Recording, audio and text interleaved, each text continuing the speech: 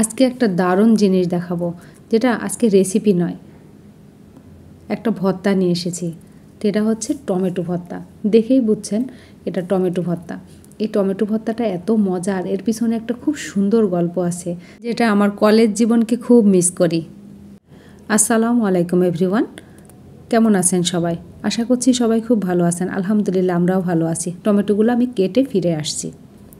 Tomato কাটা হয়ে গেছে, আমি বিচি ফেলে দিয়েছি, যেহেতু আমার হাজব্যান্ড খাবে সেই জন্য বিচিটাও ফেলে দিয়েছি। এটা আসলে একা একা খেতে ভালো লাগে না, এটা অনেক মানুষ মিলে যখন তৈরি করা যায় তখন খেতে ভালো লাগে। কাঁচামরিচ দিলাম, পেঁয়াজ দিয়েছি, লবণ দিব স্বাদ মতো, দিয়ে মাখিয়ে নিব।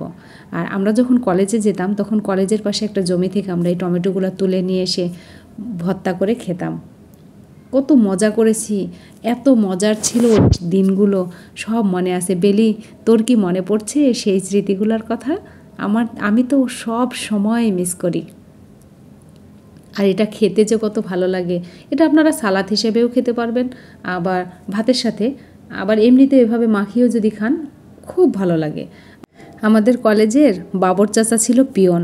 সেই পিয়ন চাচা আমাদের সবগুলো সংগ্রহ করে দিত, পেঁয়াজ, কাঁচামরিচ, লবণ সে কিনে নিয়ে আসতো। পাশের বাদল লটপটি হোটেল থেকে নিয়ে এসে দিত। খুব মজা করেছি সেই সময়টা। জানি না সেসব দিন আর কখনো ফিরে পাবো কিনা, তবে হ্যাঁ, সেই স্মৃতিকে স্মরণ করে আজকে আমার বরের সাথেই খাবো। বরকে নিয়েই এই আয়োজন করেছি। আমার তো আর কেউ নাই, বর আর আমি ছাড়া, তো আমরা দুইজনই খাবো। এই যে প্রত্যেকটা বাইটে বাইটে কাঁচামরিচ, পেঁয়াজ যাবে, এত মজা। আপনারাও একবার খেয়ে দেখবেন কত ভালো লাগে।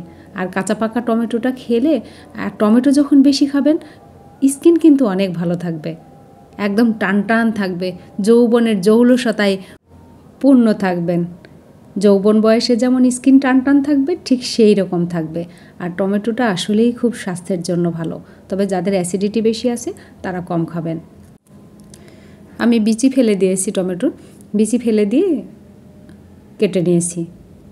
আর এভাবে খেতে যে কত ভালো লাগে, যখন 5 জন মানুষ মিলে একসাথে খাবেন তখন দেখবেন খাবারের তৃপ্তিটাই বেড়ে যাবে। আর আমরা অনেক বান্ধবীরা ছিলাম, বেলি, লক্ষ্মী, সীমা, সালমা, শান্তা, আরও অনেকেই ছিল, যাদের নাম এখন হয়তো আমার মনে পড়ছে না। সবাইকে খুব মিস করি।